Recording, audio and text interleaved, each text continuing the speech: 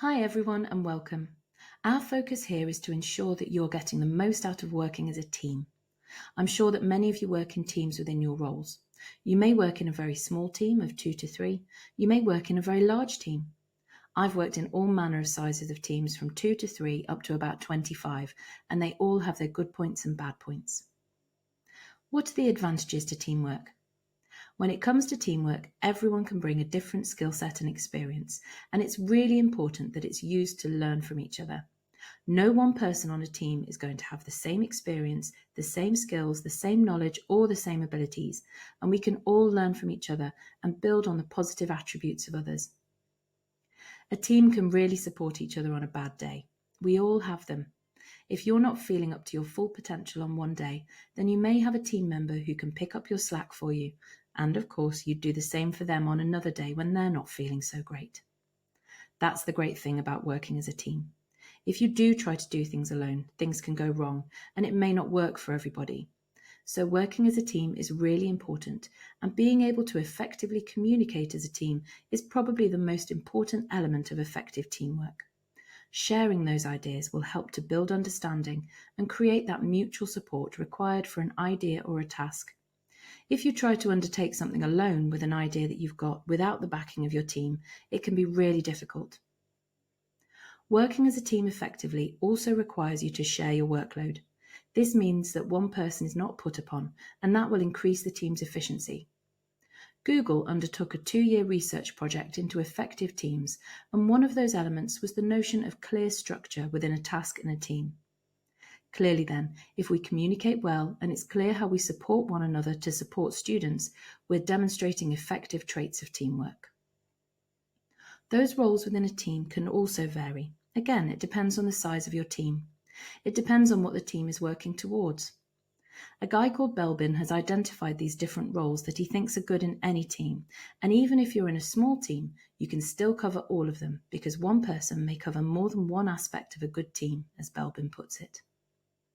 So there's the resource invigilator, the coordinator, the monitor evaluator, the shaper, the completer finisher, the team worker, the plant, the specialist, and the implementer. I'll leave you to do some further research on what each one of those roles encompasses, but you may find that you actually encompass more than one of those roles yourself, and you may recognise some of the attributes in some of your colleagues for some of the other roles. So think about the role that you may have to play, and the team and the colleagues that you have around you, and how they interact and work together. Are there roles in your team, which can simply be you and the classroom teacher, which isn't met? Do you have too many team members who display the same narrow amount of roles? Are there too many shapers in your team, or too many specialists in your team? And do you need a completer finisher to complete your pack? So thinking about how your team works, you may think that you know how you work and what role you play in your team. But what do others think? And this is really interesting because sometimes you think the role that you're playing is one thing and others see you as something completely different. This has certainly happened to me in the past, and I find it really interesting. How does your team work together? Do you work in subject specialisms or special needs specialisms by your skills or experience? Lots of people plan their support teams around different arenas. They may have people that work one-to-one with specific students. They may have nobody that works one-to-one, and lots of people working with different students so that they don't get used to that one person. It all depends on the school, on the students that you have in the school, and what a student's needs are. Is there anybody doing too much or too little? And how is this rectified? How does your team leader ensure that you're all working together as a unified team? Do you have a lot of opportunities to come together as a team to make sure you're working well together? Regular meetings really do help to see that everyone has a part to play, and it keeps those communication lines open and allows people to air any grievances as soon as they come up.